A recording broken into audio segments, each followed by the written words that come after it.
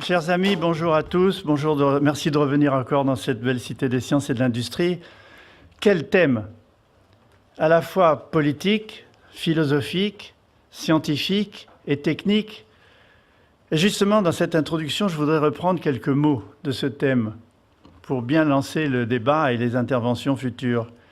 Travail, robot, vie, humain. Le travail, c'est quoi? Et la vie, qu'est-ce que c'est? Comment elle va changer avec les robots? Il faut ajouter à ces quatre mots l'intelligence. À la fois l'intelligence naturelle et l'intelligence artificielle.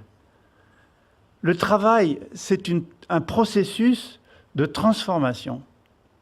C'est transformer de la matière en une autre matière. C'est transformer des symboles, des mots, des phrases, des textes, des images en d'autres mots, d'autres phrases, d'autres images.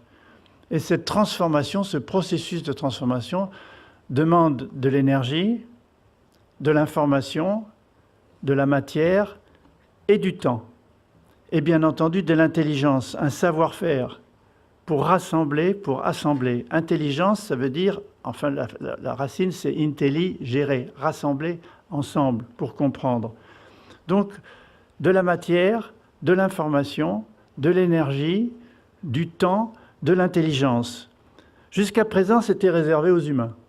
Alors on peut parler aussi du travail des microbes dans l'écosystème, du travail des plantes, du travail des animaux. Mais là, je me concentre sur le travail humain, l'intelligence, le savoir-faire humain qui a permis de former, d'informer la matière, de changer la société dans laquelle nous vivons et de contribuer à la construction du futur, comme le disait le président tout à l'heure. Mais revenons au fond même de la notion d'information, de formation. C'est Aristote qui nous la donne. Il fait la différence très tôt entre information et formation. Pour lui, l'information, c'est s'informer, acquérir de l'information. Je regarde une bouteille, ça a la forme d'une bouteille, je dis c'est une bouteille. Mais je peux aussi, avec du verre fondu, comme le potier qui fabrique un pot à partir de terre glaise, former cette bouteille, l'informer. Donc, dans un sens, je m'informe, et de l'autre côté, je forme. Donc, vous voyez l'importance de la relation entre l'information et la formation. L'information et la construction. C'est là où se situe l'intelligence humaine et maintenant l'intelligence des robots. C'est la possibilité de transformer par ce processus de la matière inerte en une nouvelle matière, de transformer par ce processus des concepts, des idées en d'autres concepts, en d'autres idées. C'est la possibilité aussi de former des cerveaux par la formation et la formation continue. Donc vous voyez l'importance fondamentale de cette notion de travail. Et la vie. La vie, c'est quoi? La vie, pour beaucoup, c'est de survivre. C'est justement d'être capable d'utiliser son intelligence, son information du monde dans lequel on se trouve pour créer sa vie, pour survivre. Mais c'est aussi, pour beaucoup, la possibilité de profiter de la vie. Profiter dans un sens noble, pas seulement profiter de la vie en s'achetant des produits, en consommant, c'est d'ajouter à l'être le plus être. Pas seulement l'avoir, mais le plus être, c'est-à-dire de créer sa vie en lui donnant du sens. Et justement, en lui donnant du sens grâce à l'information, grâce à la formation, grâce à la création, qui est un processus de travail pour créer des formes nouvelles, pour créer sa vie, pour créer son entreprise. Donc Aristote avait raison de faire cette différence entre information, formation, s'informer, former, donner forme. Tout change évidemment maintenant dans la mesure où, comme le travail nécessite une intention et un but, pour l'humain, son travail a une intention de faire quelque chose et un objectif de réaliser ce quelque chose, eh bien, cette intention et ce but sont maintenant programmés dans des machines. C'est là le grand changement. C'est que l'intelligence artificielle, nous la dotons par la programmation de l'intelligence, la capacité de faire, de la capacité de transformer, et nous lui donnons une intention, et nous lui donnons un but. Et surtout, la capacité d'apprendre. Voilà où tout change. C'est qu'avec les robots et l'intelligence artificielle, naît la capacité d'apprendre des autres robots, de l'autre intelligence artificielle, et donc de se former, je vais dire presque indépendamment de la formation que les hommes leur ont donnée grâce à la programmation, s'auto-informer, s'auto-former. Voilà le grand changement qui crée la distinction entre le travail humain et le travail des robots, et le risque et la crainte et la peur que la machine nous prenne notre travail, nous prenne notre vie, en quelque sorte. Le boulot, les robots, la vie aux humains, c'est ce que nous espérons. Mais pour le moment, il y a cette crainte qui a été formulée de manière très spectaculaire par Bill Gates, Stephen Hawking et Elon Musk en décembre 2015, lorsqu'ils ont dit que la robotique et l'intelligence artificielle sont la pire des inventions de l'humanité. Parce que, comme le disait Ray Kurzweil, un transhumaniste bien connu, mais un très grand scientifique, nous allons atteindre un point de singularité dans le futur proche, à partir duquel les machines, les robots, l'intelligence artificielle va supplanter l'homme en apprenant plus vite que nous. Moi, j'ai essayé de dire dans mon livre que Hello a mentionné tout à l'heure, je cherche à comprendre les codes cachés de la nature, que justement, en complémentarité d'abord avec l'intelligence artificielle, puis en symbiose avec elle, en utilisant des outils métables et pas seulement des outils portables pour communiquer dans le nouvel écosystème numérique que nous avons créé avec l'intelligence artificielle, nous pouvons aller vers une intelligence humaine augmentée, collaborative. Ça, c'est un enjeu, c'est un débat. Ce n'est pas sûr que nous allons y arriver, mais c'est la voie alternative vers ce risque dénoncé par Musk, Gates et Stephen Hawking, de la supplantation de l'intelligence humaine et du travail humain par les robots. Donc c'est l'enjeu de ce débat, c'est l'enjeu des discussions qui vont avoir lieu toute la journée. Nous allons revenir sur tous ces thèmes.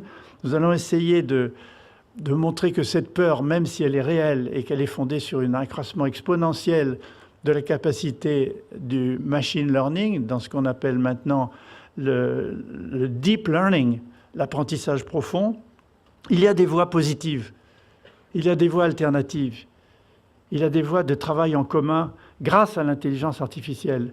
Je prends par exemple le risque que voient les professions dites libérales ou les cols blancs. Vous savez que les robots ont pris déjà une grande part du travail des cols bleus, les ouvriers dans les usines, remplacés pour fabriquer des voitures, fabriquer des machines à laver, fabriquer des ordinateurs. Les robots les exécutent beaucoup mieux. Mais les médecins, les avocats, les notaires, les managers, les journalistes, les enseignants, les professeurs, les consultants, tous ces métiers risquent d'être pris par l'intelligence artificielle qui fera les choses beaucoup mieux que nous. Vous savez qu'aujourd'hui, il y a des entreprises d'avocats comme Baker Hostetler, la plus grande entreprise d'avocats dans le monde, a remplacé 32 avocats par le dérivé de Watson d'IBM qui s'appelle Ross et qui permet d'analyser la jurisprudence de 5 ans en 5 secondes. Et cette jurisprudence analysée tellement vite permet à un chatbot, un robot parlant, de discuter avec l'avocat et de lui faire des propositions de suggestions de voies à utiliser pour ses clients.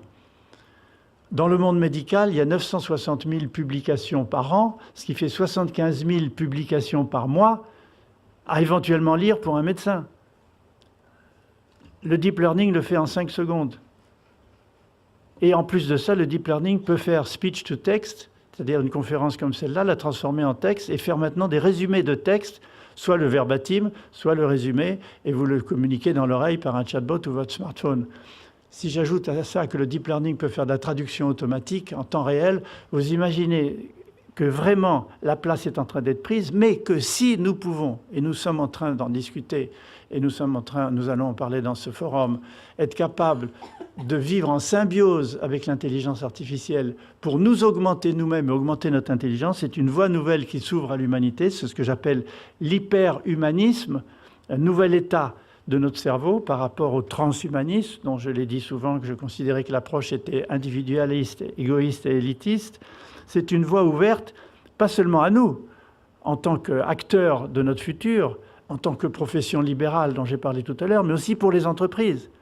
Il va y avoir la nécessité d'un nouveau management. Plus les entreprises vont se transformer en plateformes et en coopératives d'indépendants. Nous l'avons tous dit depuis plusieurs années, que la montée des indépendants, les slashers, les freelancers dans le monde entier est en train de créer une nouvelle capacité de création de valeur ajoutée dans les entreprises, mais d'une manière différente que dans le CDI, le travail traditionnel avec un contrat à durée indéterminée dans une entreprise hiérarchique, pyramidale, mais avec un pouvoir transversal réparti, utilisant bien entendu tous les outils des réseaux sociaux, tous les outils du numérique, pour pouvoir créer différemment de la valeur ajoutée. Donc si l'entreprise se transforme en plateforme, si l'entreprise de plus en plus va se transformer en une coopérative d'indépendants, que va devenir le management d'humains augmenté grâce à l'intelligence artificielle? parce qu'elle va arriver. Déjà, Watson est disponible pour les entreprises, je le dis sans arrêt. Utilisez votre big data, qu'on expose ici à la Cité des Sciences, utilisez votre big data, toutes les ressources que vous avez accumulées sur vos clients, sur votre site web, pour que, grâce à l'intelligence artificielle, vous puissiez puiser dans cette ressource, comme un champ de pétrole, pour créer de l'énergie, pour distribuer de l'énergie, pour trouver des nouveaux produits et des nouveaux services.